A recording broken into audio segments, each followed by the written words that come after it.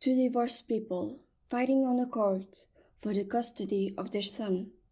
So the court decided that the child had to pass Thanksgiving with his father. Even though upset, the boy was forced to go. Since he arrived, he maintained contact with his mother.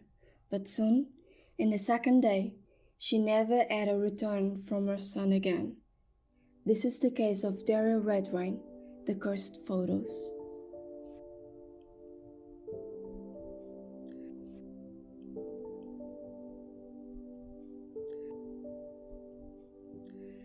Dylan Redwine was born in February 6 of 1999 in Denver, Colorado. He had divorced parents and lived with his mother, Elaine Wall, and his older brother, Corey Redwine. As for his father, Mark Redwine, they didn't have much contact because every encounter ended up in discussion, until a court order forced Dylan to go past Thanksgiving with his father. In November 18 of 2012, Elaine left her son of 13 years in the airport to catch his flight. But hours later, when Derry should have already landed, she couldn't contact him. So she opted to contact her ex-husband that should have picked him up. Dylan's flight ended up being late, but when he arrived, he tranquilized his mother, but didn't lose the opportunity to show his displeasure that he had to go to visit his father. But the young boy already had some plans, like meet a friend, just so he could pass some time away from his father.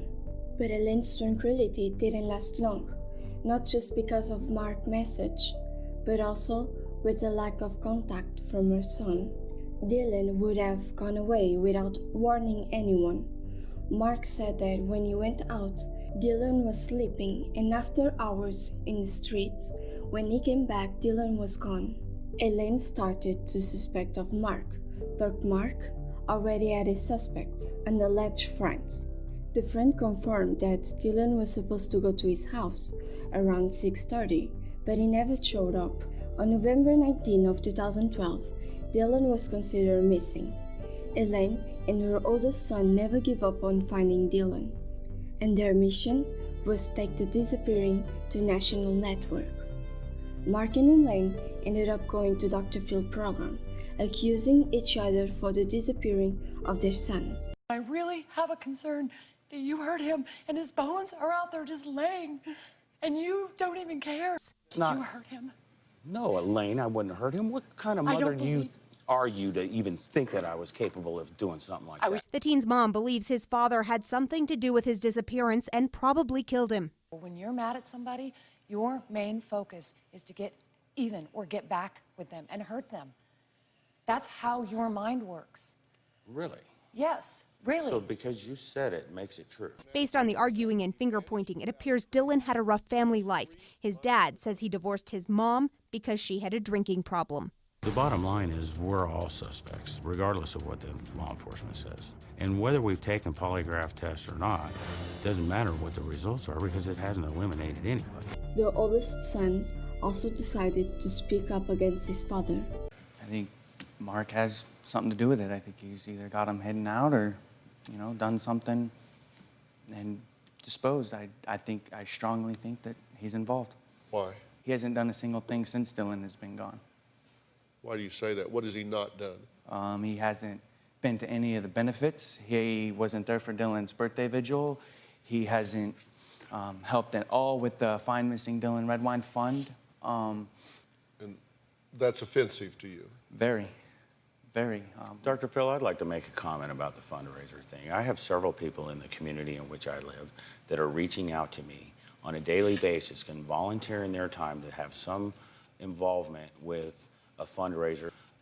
But somebody from this side of the room called her and told her that they didn't want her to have any involvement in anything that had anything to do with raising money and didn't want me involved in any of that. You're wrong, and you know you're wrong. If you want to raise money for Dylan's fund and for the reward, then do it. Why does it have to be everybody else's responsibility? It's not everybody else's responsibility. Why can't you go do something on your own? Why do you got to have our approval? You say he has clear motivation. What do you mean? Dylan didn't really look up to Mark. They had a relationship, but it was never what Dylan had wanted. It was always what Mark had wanted, which was always to be on the road. Really? Never there.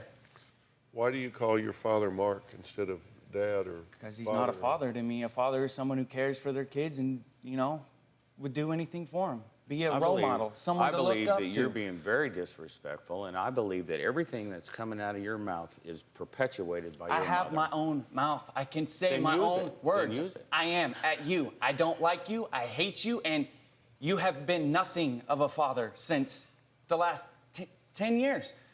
And Dylan's birthday, even though he's not here to celebrate it with us, where were you? You sure I was making every effort I possibly could because I was in Texas working for the company that I work for, trying to get into Bayfield. And you're the only that one night. working. I'm not working and doing that stuff too. During the investigations, Elaine said to the investigators that Mark was too abusive while they were together, and that during the battle for custody, Mark violated repeatedly the custody agreement and said to her that he would kill the kids before he lets her have them.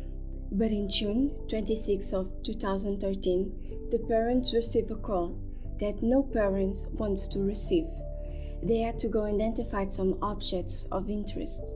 Among them were some pieces of clothes and some bones that later were identified as being from Dylan. The police think that the remaining bones were taken by wild animals. The bones were found by hikers 10 miles away from Mark's home, but the police still needed to find the skull to determine the death cause.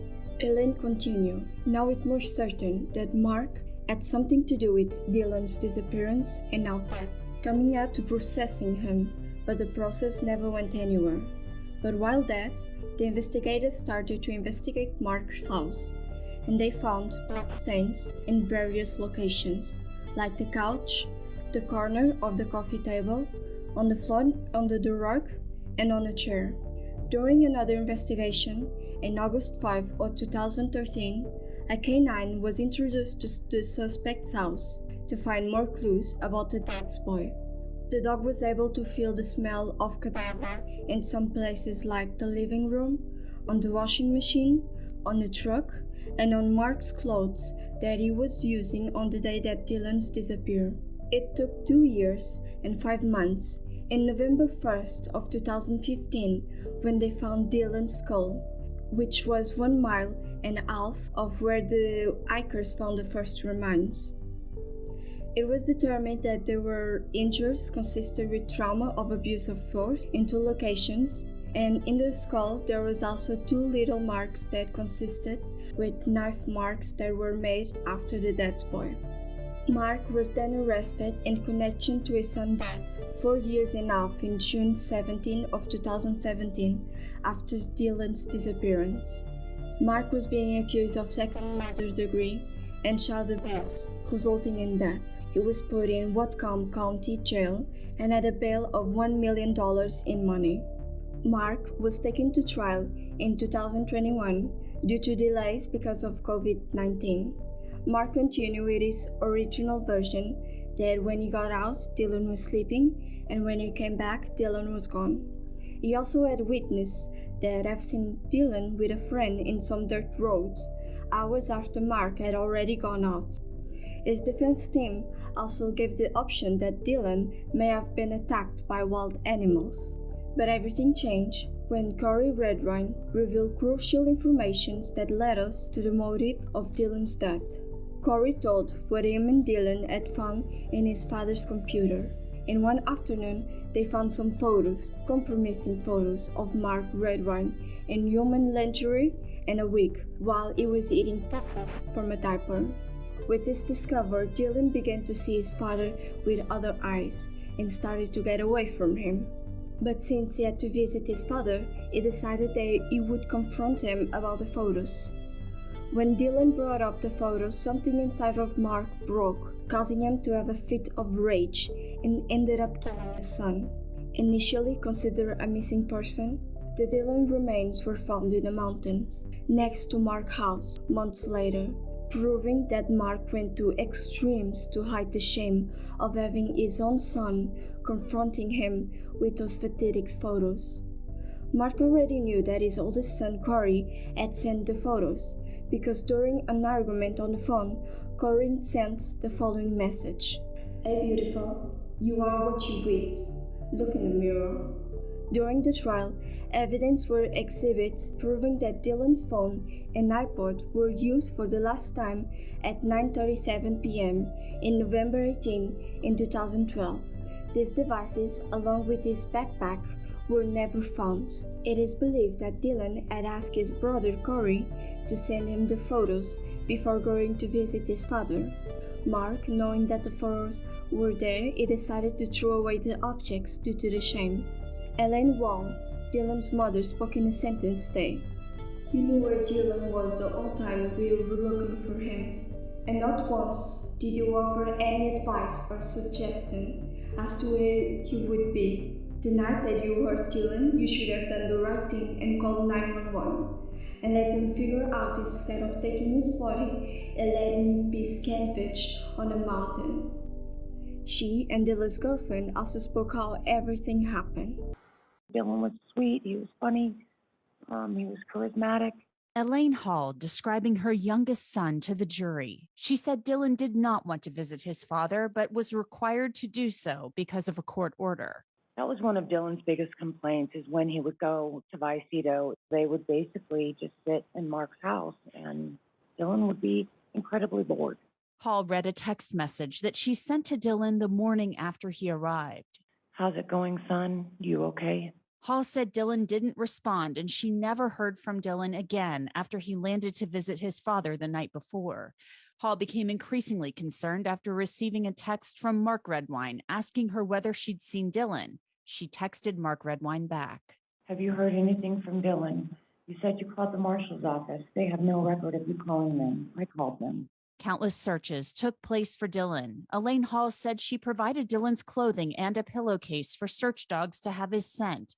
Hall testified about appearing on Dr. Phil to bring attention to her son's disappearance. In June 2013, part of his remains were found on Middle Mountain Road. Dylan's girlfriend also testified. He was amazing. He always had a smile on his face. He if you were upset, he would brighten your day. Kristen Baird echoed testimony that Dylan did not want to visit his dad. How did Dylan seem about visiting his friends? That's all he cared about. What do you mean? That's the only reason he wanted to come to Durango. But Mark Redwine's attorney questioned her about Dylan's feelings about the trip. Do you recall telling Dylan that you were scared of him making the trip? Yes. And you recall that Dylan told you not to be scared? Yes. He told you, quote, "It was going to be fine." Yes. The judge of the case, Jeffrey Wilson, highlighted Mark's lack of remorse and that he failed his son. "As a father, it's your obligation to protect your son and keep him from harm, and instead of that, you inflicted enough injury on him to kill him in your living room. After the passion of whatever caused you to act the way you did, submissive, you didn't think about Dylan. You thought about yourself. You sanitized the crime scene, you hid Dylan's body, and you went so far as to remove the ads from the rest of his body." And still, after this conversation, Mark kept going without demonstrating any emotion.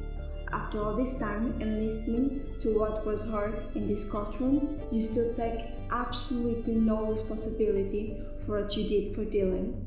I have trouble remembering a convicted criminal defendant that has shown such another lack of remorse for his criminal behavior. The judge then convicted Mark to 48 years in prison on October 8 in 2021. Redwine keeps himself as innocent and announced that he had plans to ask an appeal of the decision of the judge, calling it fake justice. A letter from Mark to the judge was made public. "Innocent of all charge, miscarriage of justice, fake conviction, sham trial. I take these circumstances very seriously and want to make clear that I too have lost a child I love more than life itself.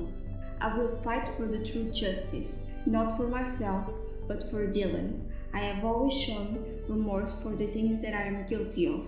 Stand against fake justice." That is all we know from the case of Dylan Redwine until now. And since Mark is planning to resort for his innocence, we are going to hear again from this case. Tell me, what do you think of what happened to Dylan, and if everything could be prevented if the court would have listened to Dylan when he said he didn't want to visit his father?